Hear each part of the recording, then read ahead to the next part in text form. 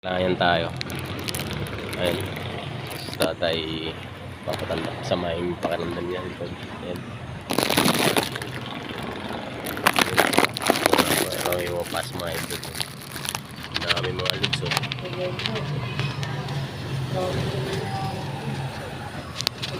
Tatay ano na to? Tatay ko isa siyang welder mga lods. Yan. Naranasan niya rin ng patandok noon. Pero matagal na yan. Bumalik siya dito.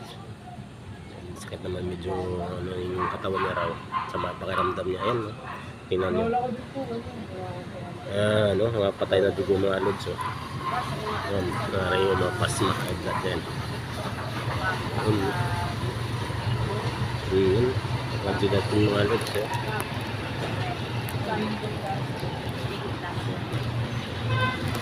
Meron din dito na.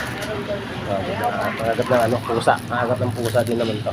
Ayan, ito ka ni madam mo. Ayan, charot yan lods. Ayan.